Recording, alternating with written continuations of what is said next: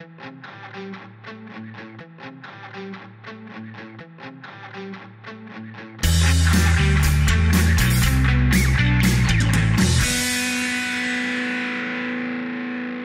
and welcome to Harrington Starr's FinTech Focus TV. My name is Tom Kemp and I'm here with OpenFin CEO of Europe, Adam Toms. Welcome, Adam. Pleasure, thank you. Nice to be here. Yeah, fantastic. What I was thinking was, why don't you kind of start by just telling us a bit about OpenFin and what you guys are doing? Yeah, sure. So at OpenFin, we're really an operating system for financial services desktops, the first kind of bespoke operating system within financial services. And really, we're at the heart of many kind of digital transformation projects and really getting the applications on a desktop to work together in a much more seamless way. Okay. So one of the best ways to think about this, perhaps, particularly in terms of interoperability of applications, is just like on a mobile phone where perhaps you have a calendar appointment with an address, you touch that address, it pops up Google Maps. From Google Maps, you can launch Uber. And from Uber, you can message your friends and tell them where you are. So you get this very seamless user experience on a phone. We're bringing that same seamless workflow onto financial desktops, which is really changing, making for much more efficient workflows. If we think about capital markets, that desktop really hasn't changed for 20 years. So the ability to create kind of a better, stronger application ecosystem, be it for front office traders, middle office or back office, is really important. That's fantastic. And what kind of sparked the idea?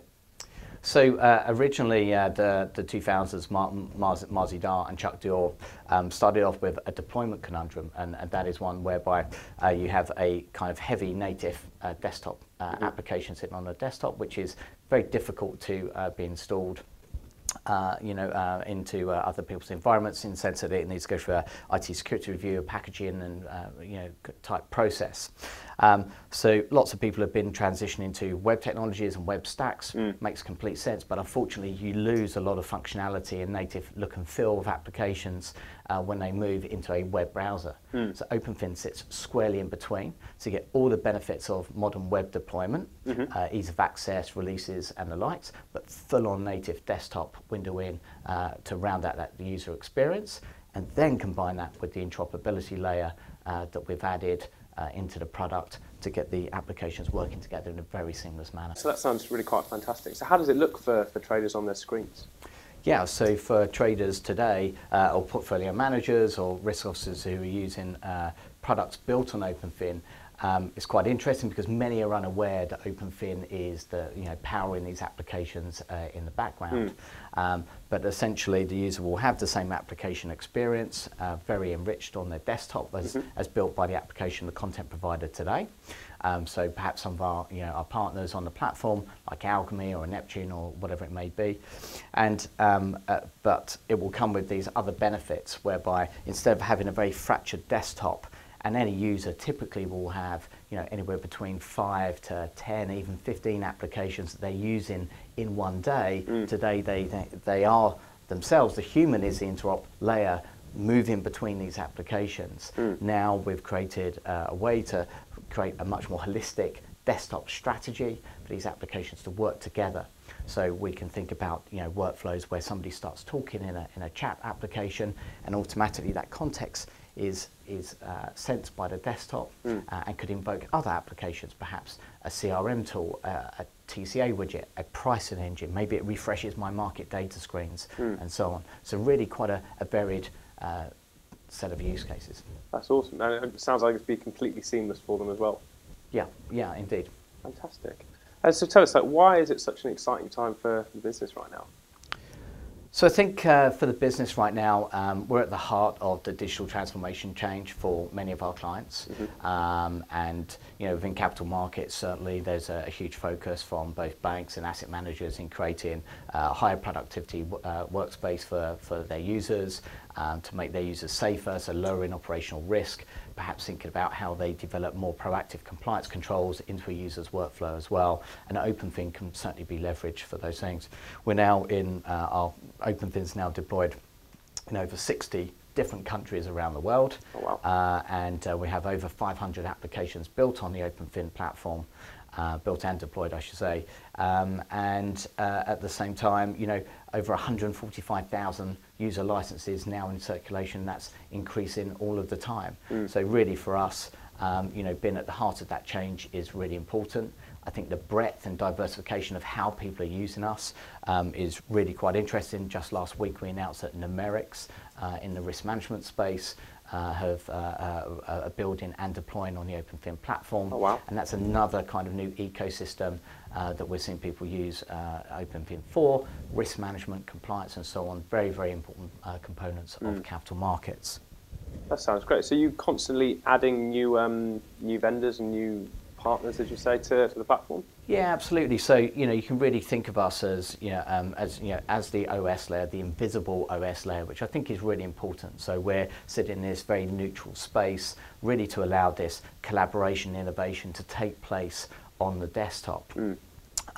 Because any vendor can choose to build and deploy on the OpenFin platform. Those vendors will get many, many benefits themselves in terms of cost saves and so on. So, for instance, people who deploy today in web browsers will typically spend 30 to 40% of their development time actually on cross-browser compatibility issues. So this is the range of anything from Internet Explorer to Chrome to Firefox to Safari and all the versions in between of those applications. So immediately OpenFin can take away all of those cross-browser compatibility issues and come with the other benefits that we discussed. That's fantastic. So you kind of get that immediate saving as soon as you get onto the platform. Yeah, absolutely. And building on OpenFin, it's largely standard web technology, so it's quite easy to get going with the product as well. And I think that's really helped drive the user adoption from a technologist perspective. Sounds great. I can imagine anyone who's used Internet Explorer would be very pleased if they don't have to get saddled with that. Yeah, that's right. I mean, if you think about it, inside a web browser, you lose a lot of that user experience. You can't break out windows, tear them, move them around, save positions on your desktop. You certainly can't get different applications or different browser tabs talking to each other. You certainly don't get a central notification system or something. So there's really a full range of benefits that we can deliver by breaking out of that browser. Terrific. Okay. So regulation and advancements in technology have really kind of played a big factor in so much of the change and innovation recently in the markets. What role would you say these factors have played in OpenFin and what you guys have been doing? Yeah, I mean, certainly from my previous experience of 20 years in capital markets, we've always had this drive to kind of create new products, services, innovations. Regulation has been at the heart of that many, many times. And I think with MiFID II and also the MAR regulation that came in, I think more applications have been built. These are very content-rich applications, very specialised applications that have uniqueness that needs to be protected in terms of the job and the role that they're performing and contributing to the desktop environment. But of course, the question is, where do all these new applications fit onto the desktop? Back to our point, if a trader or a portfolio manager's desktop, it consists of 6 monitors perhaps or 4 monitors, how do I find screen real estate space to put this new application and so on? So with OpenFin, by instead of making things either in a browser window or a full application window, we can turn them into very small widgets of very high impact, powerful information for a user to interact with, and then use that to drive the experience across the desktop, which is certainly very important. I think connected workflows, particularly for regulation, is very, very important. We've seen some great work recently from 2 providers on the OpenFin platform who recently demoed at our buy-side event, whereby they showed interoperability between those applications, essentially sharing order information and then invoking a very, in one vendor EMS platform, and then invoking a very sophisticated kind of advanced analytics suite from another provider.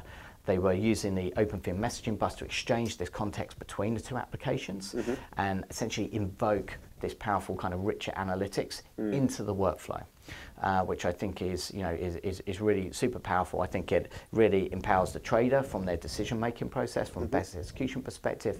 I think it's very good from a fact pattern perspective in terms of how you implemented changing something like a best execution policy or procedure, and turn that into a reality of how do you operationalize that policy in your desktop, into your daily workflow, so that you can be sure you're achieving best execution. Of course, best execution is made up of many, many different facets, but certainly the real-time workflow is a very key area.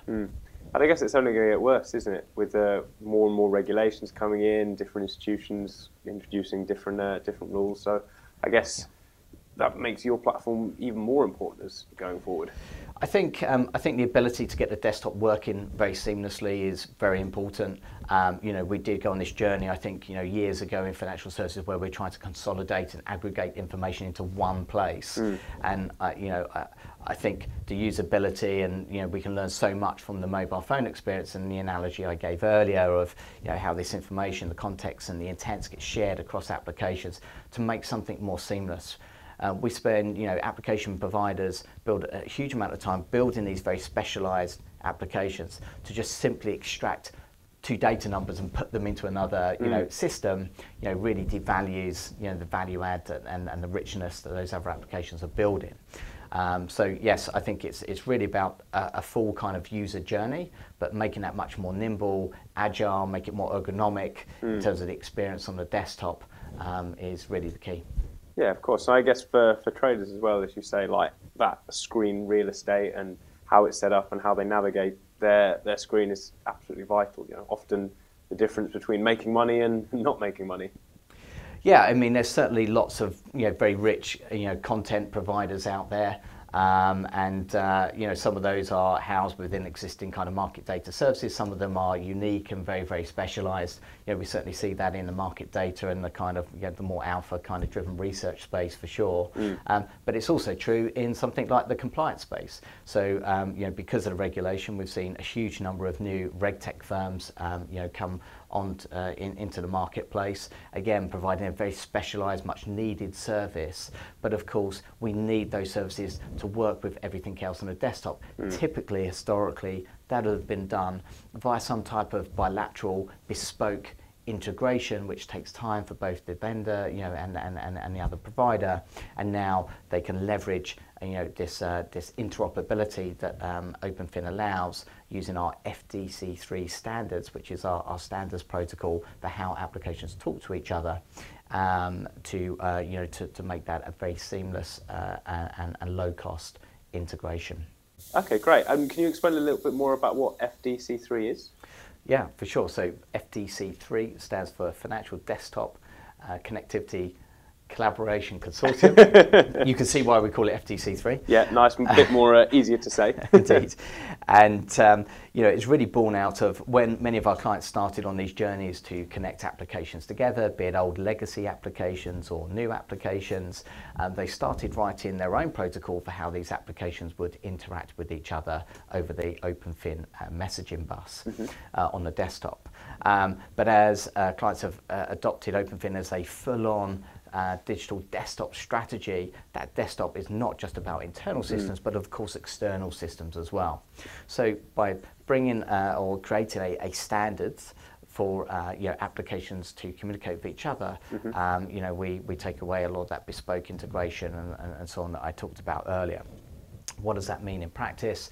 With a number of banks, asset managers and major financial vendors, from market data through to communication services, we started a working group back in October of last year, thinking through the different workflows within financial services, what applications should be communicating with each other and how. Of course, that's very different for a trader versus a salesperson, a research person, perhaps an FX trader, a compliance officer, operations. They're all very, very different genres which we need to cater for in terms of how do we adapt to those different workflows. Now, central to this is creating this standards language so that when perhaps I say, get chart, that the applications who know how to chart can respond to that command. So this was a problem that many vendors and banks, asset managers identified with. It's something that they wanted to solve. We started the working group in October, as I said, and publicly on the 8th of March, we unveiled the initiative and the work that we'd been doing in the background, which has really been a series of subset of work streams, focus on what are the context, the intents, and what we call the app registry and the APIs associated to allow the standards to to progress. One of our clients mentioned FTC3 standards as being very similar to the FIX protocol. The FIX protocol, of course, is a server-side connectivity protocol. FTC3 is a standards on the desktop, so the message just stays on the desktop between the different applications. When we announced originally on the 8th of March, we had 20 named participants in the FTC3 working groups. That today is now grown to 40 firms participating in the initiative.